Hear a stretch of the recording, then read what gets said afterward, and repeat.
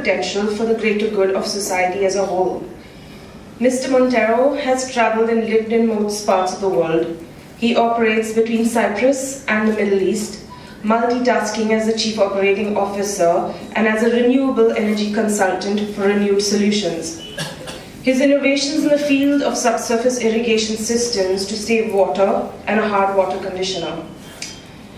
Through his busy schedules, he relentlessly brings out the digital edition of Goa magazine, a magazine that has, in its short existence, found keen readers in over 42 countries. The magazine is a showcase of Goa, its face, facts, and its different facets. Being a responsible citizen, he has done a lot of work as part of his corporate responsibility. All this stems from just one thing, his pure passion for Goa. I end with hope for a bright, brilliant future for our beautiful state.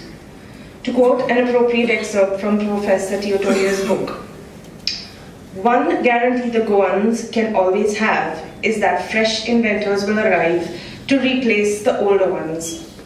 Far from looking at it as any black humor, Goa has its own progress assured without having to worry too much about it. Kon toriya tolo ani amcho fudar poitolo." You have to excuse my Konkani, it's a bit rusty. Meaning someone will come to look after our future. One great virtue for us Goans is that we are always open to collaborate. So why not with each other? And use that as a fulcrum to our new future. This is our future. This is where we, the youth with the dreams alive, will go. Like Captain Kirk said, to boldly go where no man has ever gone. Are we ready? I say yes, bring it on. Let's make Goa proud of its children, proud of its heritage, proud of its founding principles, and leapfrog into our collective future. Mickey, Jobs, Dell, Ho, and Gates, all these billionaires had just one thing in common. They were all college dropouts. However, they all had a vision. And along with this vision, they were focused with the greatest qualities. Respect, transparency, trust, and honesty is not a gift. It is a vision for one to move forward. Thank you.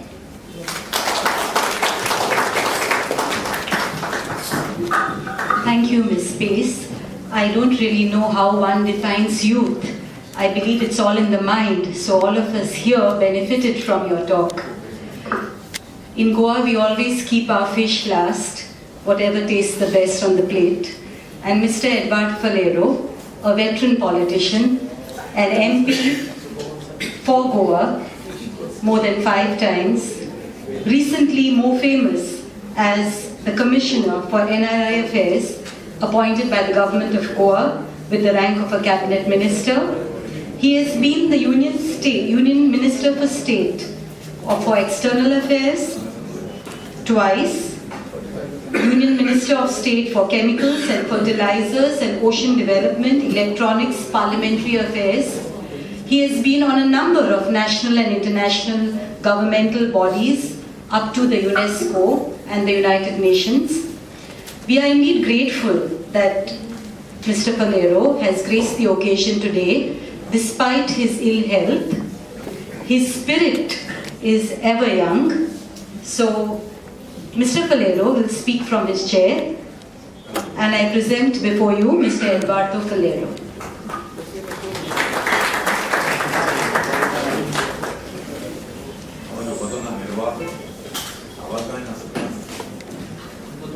Thank you, Dr. Sushila, for your very kind words.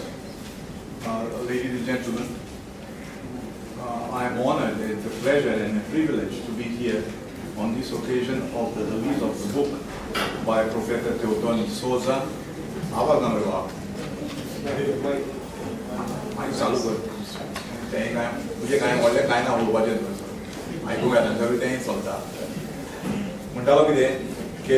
That it's a pleasure and it's a privilege for me, and I'm sure for many others, to be here at the release of this book on post-colonialism, Professor Dr. De Souza. Is the contents of the book and is the subject and the topic of the book that is important. Post-colonialism is a concept, a cultural concept, which tries to study and analyze the implications, in fact, the ill effects of the colonial rule on national identity, on the culture of the people, and on the economy of the people. Now, colonialism and the colonial rule began, the colonialism we are talking about, by military invasion by Western countries of countries like ours, India and other countries of Asia, Africa, and Latin America. Military invasion, but very expensive and painful to keep the military all the time alert and ready to attack. And therefore, what was taught, and with great wisdom, I must confess, was that we have got to destroy the culture of the people, destroy that sense of identity, make them feel, as you have pointed out, Professor, that the history of Goa is only the last 500 years. Before that, we had no history that was put in our minds in a consistent, violent manner, that you are nothing, that we are everything. You imitate us, follow what we say, and you'll be something, not as good as us, but, well, better than what you are at the moment. And therefore, we have this situation in which we admire, we are taught to admire everything that is Western, and despise ourselves and everything that's Indian. That's the result, not only in India, but in all the other colonies. And that was the way to keep the power going. It was nothing to do with culture. It was just to destroy your sense of identity, so that you are really nothing. And you, the colonizer, you are everything. I'm your humble servant. And talking about education, the whole colonial education system was made to prepare government servants, local persons who would serve the colonialists, the colonial system, the colonial government, and would be subservient to the colonial rule. And therefore, this is very important. Now that Vice Chancellor has spoken about this, and he has done tremendous amount of work, innovative work at the university, I would say this much, that American universities, several of them, several European universities, have courses on post-colonialism. But in India, I don't know of any university so far that I have this. Why not the Goa University? Would be ideal because of the long period of colonialism in Goa, 500 years. And really I would say, strong, violent form of colonialism that was here. The Portuguese and Spanish in particularly, they were more advanced on this type of colonialism. And therefore, Goa would be an ideal location for a course, for lectures on this, and lectures and courses which will be extremely useful, which will identify for the political class and for the people and intellectuals of this state and of this country, not just for this state but for the country, on what are the challenges we are facing on our economy, on our culture, how we develop our national identity, and how we proceed further in the centuries ahead with a great sense of confidence on what we are. At the time when the British came here, Professor Angus Wilson is an eminent historian at the Cambridge University, and he has written about how in 1700 the gross domestic product of India was 22.6% of the world income, and of the entire European continent was 23.3%, less than 1% of difference between India and the whole of India. When the British left at the time of our independence in 1952, gross domestic income of India was 2.3% of the world income. And India was among the poorest countries in the world, from one of the most affluent to one of the most poor. This is what was done. Goa, when the Portuguese came here in 1510, Afonso de Albuquerque, Vasco da Gama, and all of them came here in 1510, was Goa Dourada, Golden Goa. 100 years later, the decadence of Goa began and went on those lines. So now, why we go back to those days? Why don't forget about that? Because now we face neo-colonialism. Colonialism in the old form is dead, but is very much alive on its fundamentals. And therefore, we have multinational companies.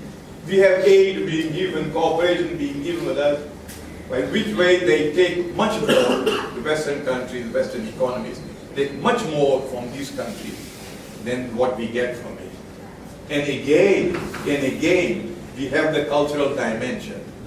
Keep with the image that, oh, they are great. We must do what they tell us. And that's why we have these very good cultural institutions like the British Council, the Alliance Française, the USIS, the Russian Cultural Center. Now we have the Confucius Center of China. Also, and many others. I don't have to mention all of them. This culture is just a way of controlling economy, taking economic benefits. That is the purpose of culture. That is the purpose of language expansion. And therefore, we have to beware of neo-colonialism, and we have to understand that language is central to culture. It's through language that we communicate, and through language that culture exists and expands itself. And therefore, we have to, a primary task in post-colonial Goa is to revive our languages. In my time when I was in the Lyceum, you see, you couldn't speak in Konkani even outside in the playground. Every educated person was supposed to speak in Portuguese. And Konkani was the lingua dos criados, the language of the illiterates. And therefore, in Goa, what we must have is primary education in Konkani or Marathi. Konkani is the mother tongue of all the Goans, and Marathi is literally the language of large segment of Goans, not now, but centuries.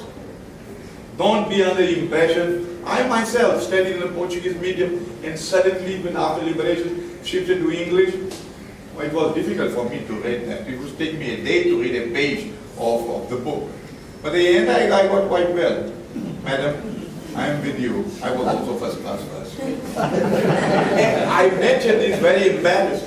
I can't get any, red or thick or short. My complexion prevents that.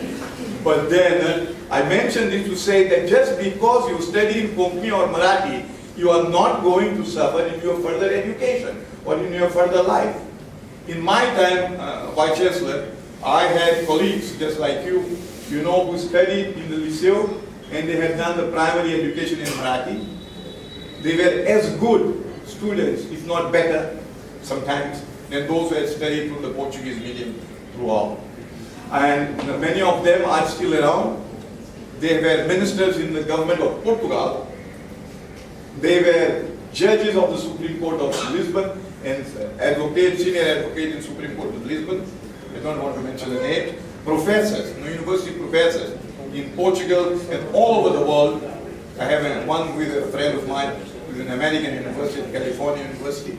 So it makes no difference. Study in your mother tongue. Study in your mother tongue or in Marathi, which is very good. And when you study Konkani, study through the Devanagari script, because that opens you to Marathi and to Hindi, which is national language. Otherwise, you get limited only to Goa. This is not good. And this is very important, not because of just culture and national identity, because of jobs. Cultural nationalism is growing in this nation and in all countries of the world. All developed countries in the world. It's growing. And since it's growing, you will not get jobs. Our children will not get jobs. I must make this prediction now, having been all over the world. It was my duty to be all over the world for years together. You will not get, our children will not get jobs if they don't know the local language fluently. They will have no opportunities. They will not even be able to emigrate, because all countries, including the Gulf countries, you will be knowing, are controlling immigration from outside, trying to give more and more jobs almost exclusively to their own nationals.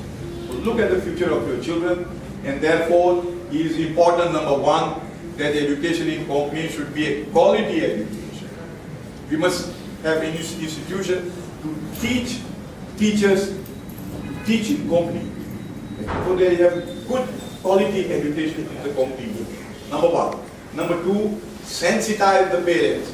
Make them understand that learning through companies is a good thing for them, is the right thing for them, is the only thing for them to do.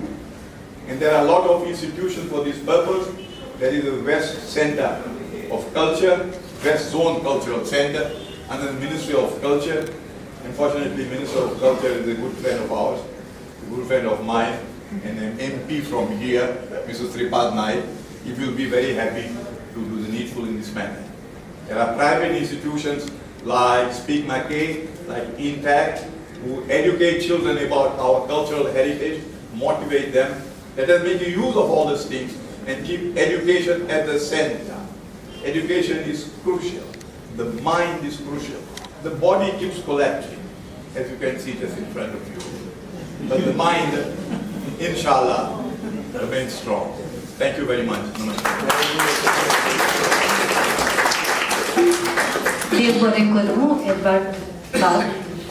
Now for the reason why we are all here, to celebrate Dr. Teotonio's book on Goa Outgrowing Postcolonialism, Historical Explorations, 1961 to 2014. May I request